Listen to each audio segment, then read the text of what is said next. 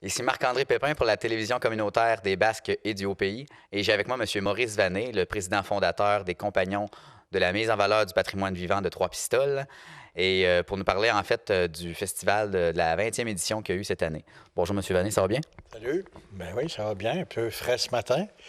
Alors, écoute, tu penses que ça a été une bonne édition, toi?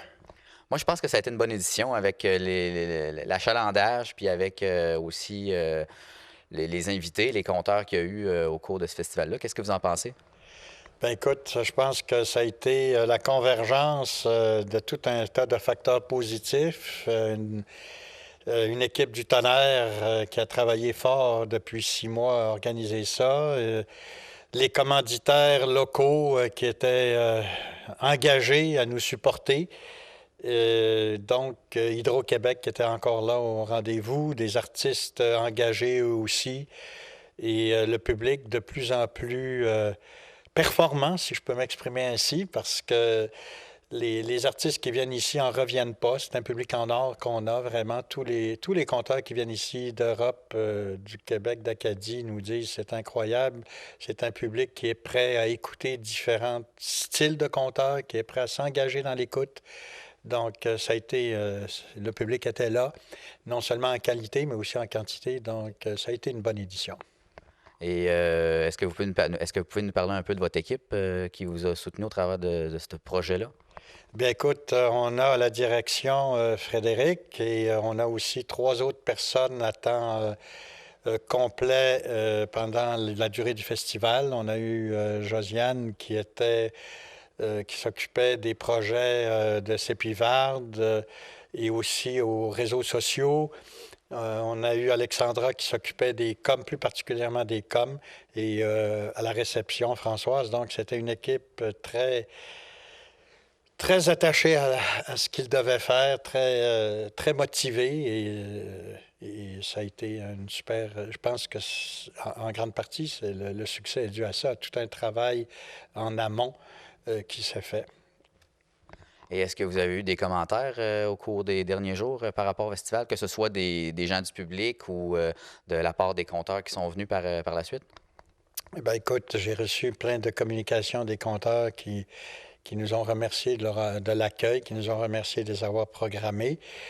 Euh, c'est sûr qu'on a eu un gros cadeau quand Boucard a accepté de venir. Boucard qui avait déjà participé au concours de la Grande Menterie ici et qui revient pour une deuxième fois. Il nous a d'ailleurs promis de revenir une autre fois. Ça a été un moment inoubliable, je pense. Écoute, à un moment donné, on était rendu à 400 personnes refusées qui téléphonaient au bureau, sans compter ceux qui ne se sont pas montrés parce qu'ils savaient que c'était complet. Donc, ça a été un beau problème, mais aussi un problème. À un moment donné, je devais quasiment me promener avec des gardes du corps pour me protéger en ville parce que les gens voulaient avoir des billets. Alors, ça a été dans l'enthousiasme général qu'on a reçu Boucard et je pense que ça a marqué notre festival, en plus de tous les autres compteurs, des magnifiques soirées du samedi soir, que ce soit les cabarets ruraux ou ici à La Forge, le magnifique collectif qu'on a eu, les solos et toutes les activités connexes au festival. Tu sais qu'on était dans 23 communautés en dehors de Trois-Pistoles. Ça aussi, c'est du gros travail. C'est pas toujours du travail facile parce que l'idée, c'est d'aller rencontrer le public chez eux parce que le conte n'est pas toujours, comment dire, connu dans sa variété. Les gens ont souvent l'impression que le conte, ont encore l'impression que le conte, c'est pour les petits-enfants. Alors oui, le conte, c'est pour les petits-enfants, mais ça va chercher d'autres choses chez les adultes. Et donc, c'est un peu la mission de notre organisme de présenter différents styles de conteurs dans différentes localités de la région, du Bas-Saint-Laurent et d'ailleurs, pour faire connaître ce magnifique art de la scène là. J'imagine que c'est beaucoup de coordination aussi de gérer toutes ces équipes-là sur un grand territoire, là. Oui, en fait, tu vois, on répond à des sollicitations d'endroits qui viennent nous voir et qui nous disent Hey, on aimerait savoir un compteur. Dans ces cas-là, c'est toujours plus facile. On a eu un succès énorme à l'île Verte, entre autres. On a eu un succès incroyable à Saint-Cyprien. Donc là, ce sont des organisations locales qui viennent nous dire Hey, passez-nous donc un compteur. Donc, c'est plus facile à ce moment-là parce que c'est eux qui s'organisent. Saint-Clément, ça a toujours bien marché. Les ateliers de récit de vie à Saint-Jean-de-Dieu, encore cette année, un super succès. Nos randonnées à Saint-Mathieu, la randonnée sur le littoral. Donc, il y a plein d'activités comme ça dans la région des Basques et dans les Hauts qui fait que les gens commencent à s'approprier un peu ce festival et se disent, ben c'est le fun de se faire raconter des histoires finalement.